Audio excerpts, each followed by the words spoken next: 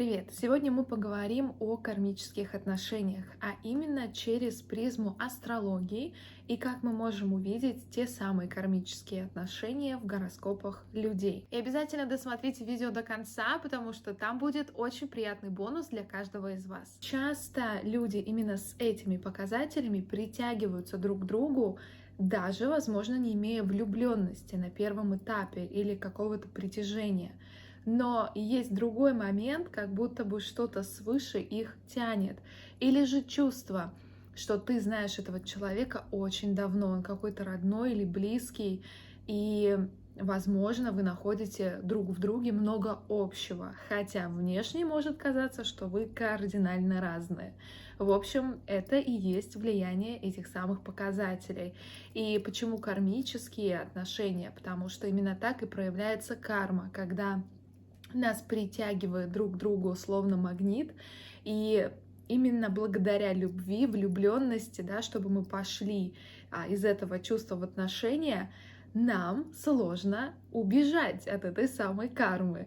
И, по крайней мере, раньше времени, да, то есть все равно в эти уроки нужно пойти в этот опыт и постараться их пройти, да, совместно решить эти проблемы, скажем, развязать те самые кармические узлы. Кстати, о кармических отношениях и о кармических узлах я рассказываю в своем другом видео, на него дам ссылку в описании. В том видео более такое общее описание кармических отношений, почему они происходят, для чего и так далее. Здесь это больше практикум, и мы сейчас непосредственно перейдем к показателям, и я сделаю разбор для вас карт и расскажу, как именно мы можем найти эти показатели в карте и что они обозначают непосредственно на примере. И причем кармические отношения, важно сказать, это не всегда означают тяжелые, сложные или плохие. Нет, бывает и так, что для людей это является благословением, как будто бы для них именно их встреча является ключевой в жизни, и друг с другом они проходят какой-то другой совместный опыт. То есть карма — это не всегда плохо, и карма как и плохая, так и хорошая существует. Все зависит от наших поступков. Это важно учитывать. Но чаще всего кармические отношения, да, они имеют такой трансформационный, скажем, шлейф, и они меняют этих людей, они меняют каждого человека и оставляют часто очень глубокий след в сердце. Может быть очень много боли, может быть очень много уроков в таких отношениях. Именно поэтому они и называются кармическими. Но и другие отношения также являются, да, опытом для каждого из нас. И если у вас нет этих показателей, это не значит, что вы не суждены друг для друга или вам не следует быть вместе. Это вовсе не так.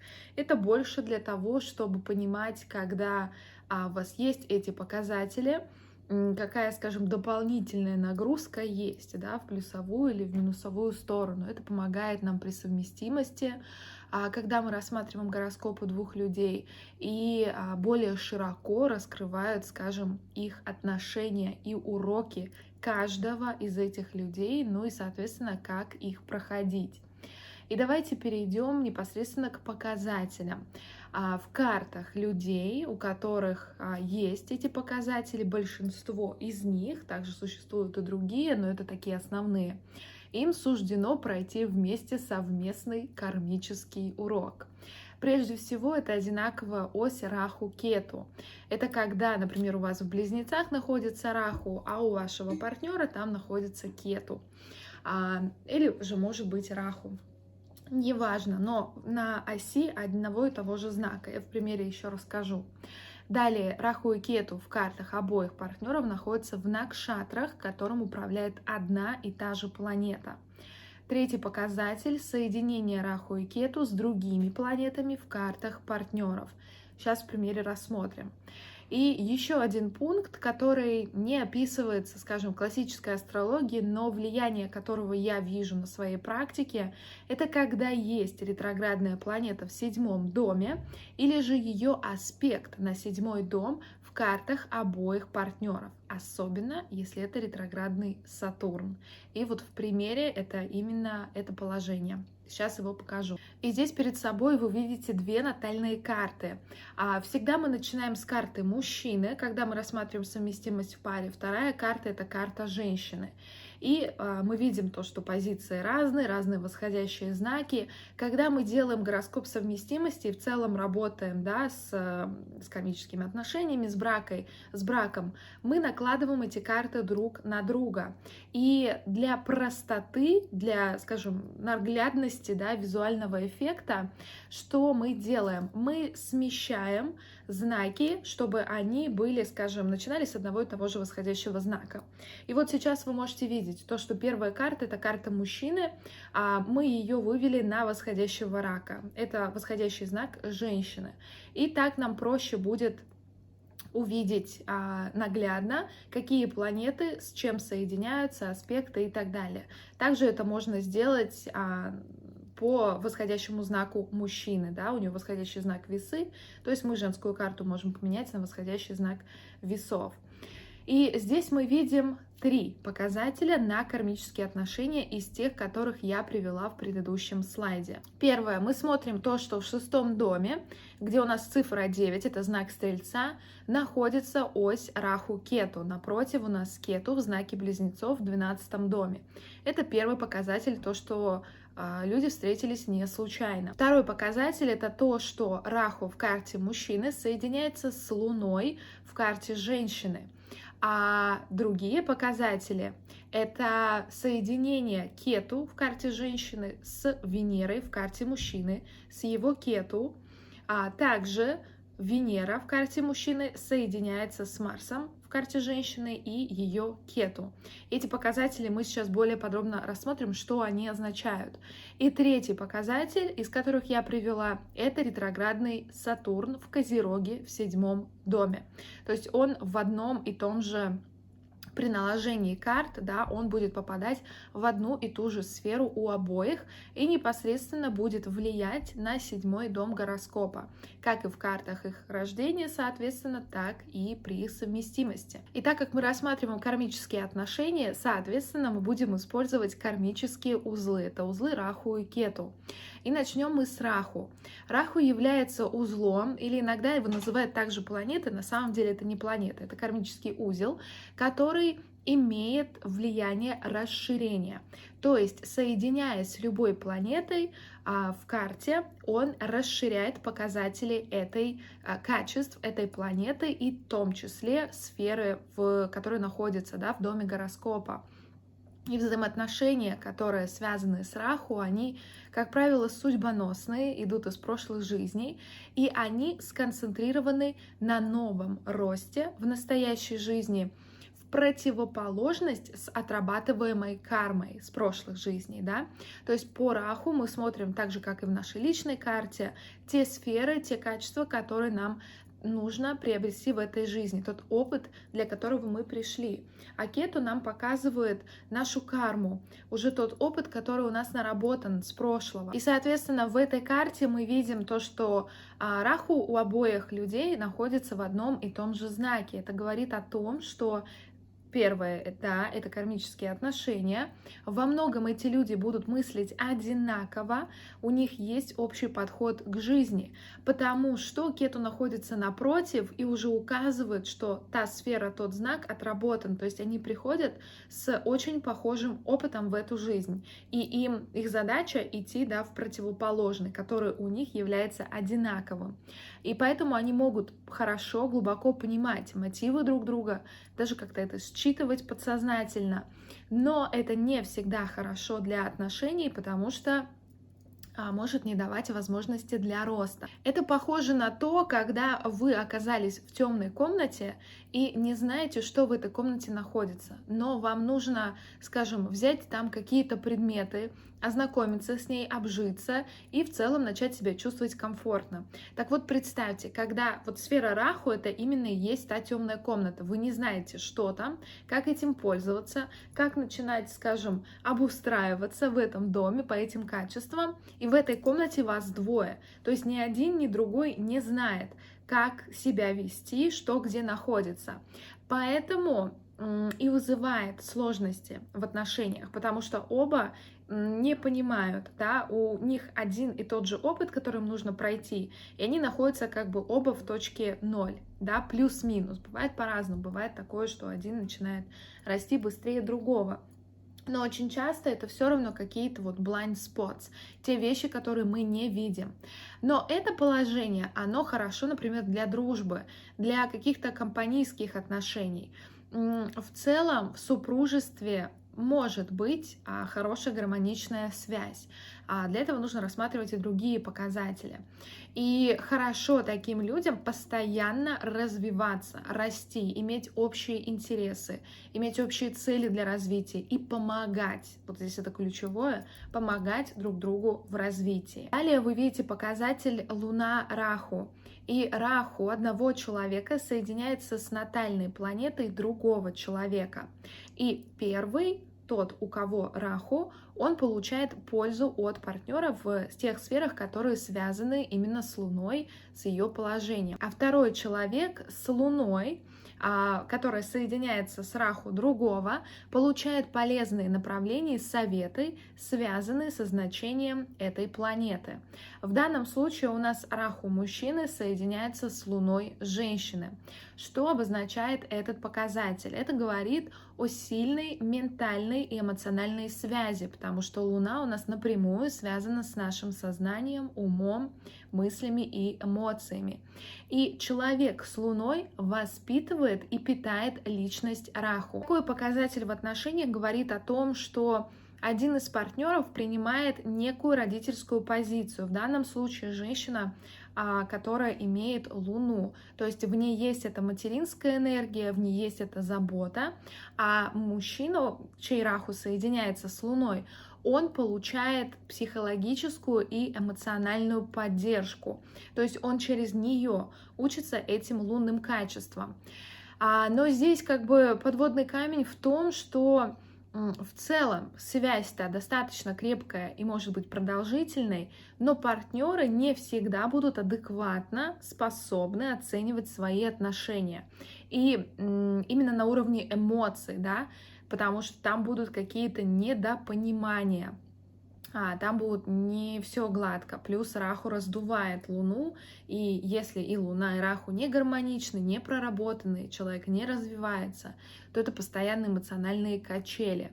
А еще в таких отношениях важную роль может играть чья-то мать или кто-то принимает родительскую, материнскую позицию, как я и сказала. Далее мы смотрим по Кету. Отношения, связанные с Кету, они указывают именно на отработку нашей кармы с прошлой жизни. Именно в противоположность Раху, который говорит о новом росте в настоящей жизни. И соединение Кету-Кету, оно дает, опять же, схожесть. Это как то чувство, как будто бы ты знаешь этого человека очень давно. Кто-то очень близкий, знакомый, родной. Есть схожесть во взглядах на мир, хорошее понимание. И это хорошая комбинация для больше дружеских или товарищеских отношений. В данном случае Кету одного партнера соединяется с Марсом другого. И это такая комбинация огненная, напряженная, потому что много марсианской энергии, и в отношениях могут быть ссоры, разногласия, напряжение, и сложно жить вместе очень долго или постоянно, да, хорошо все-таки жить раздельно. Личность, человек с Марсом, он может ощущать, что его подавляет тот, кто с Кету, потому что энергия Кету, она как бы сужает, она достаточно холодная, отстраненная. И такая связь, она хороша для совместной работы. И важно, чтобы этих людей что-то объединяло. Работа, проект или дети, если мы говорим о семье, тогда негативные аспекты, они ослабевают. В начале отношений люди с таким показателем, они могут очень даже наслаждаться энергией друг друга. Но со временем данная связь, она может становиться агрессивной, потому что Кету подобен Марсу, и будет проигрываться вот взрывной характер этой комбинации. Поэтому продолжительность таких отношений, она может быть проблематичной. Далее, соединение Кету и Венеры. Кету, тот человек, у которого кету, он любит давать наставления Венеры, то есть другому, да, особенно по поводу отношений. И часто такие отношения, они более платонические, нежели а, семейные, да, любовные, даже если в основе лежало физическое притяжение. И в этом случае это было именно физическое притяжение, мы это увидим по следующему показателю соединения Марса и Венеры. А человек с Венерой, ему нравится быть больше в роли помощника, служить другому, да, партнеру. И здесь это не лучшее положение для отношений, потому что Венера, человек с Венерой, он может разочаровываться в любви, потому что Кету — это уже высокие чувства на духовном уровне. Всегда та сфера, где у нас находится Кету, так как это указывает на опыт прошлых жизней, это то, что мы уже проработали, в чем у нас есть знания, получается, что один из людей в этих отношениях, он отношения воспринимает совершенно по-другому. Для него показатели Венеры — это романтика, любовь, сексуальность, привязанность, да, вот эта энергия. Она на совершенно другом уровне. А человек с Венерой, конечно, тоже зависит, насколько она проработанная, в каких энергиях, да, гунах она находится. Это или тамас, или раджас, или сатва. Хорошо, если это сатва, тогда у них будет больше почвы для того, чтобы строить крепкий и прочный союз. Но если же все-таки больше человеком руководит невежество и страсть, и он очень хочет наслаждаться, именно Венера про это наслаждаться, это постельные утехи, это романтика, отношения, сексуальные связи и так далее, тогда будет очень сложно, потому что один получается очень любвеобильным, а другой уже, скажем, это прошел опыт, да, он более холодный. Здесь снова такие показатели на то, что не совсем хорошая комбинация для брака, да, и сложно оставаться в таких отношениях долго, если особенно люди не развиваются. Так же, как мы видели по прошлым показателям, если не занимаются саморазвитием, не изучают себя, не становятся более осознанными, тогда это вызывает недовольство, неудовлетворение, конфликтность, постоянное чувство, что вот чего-то не хватает.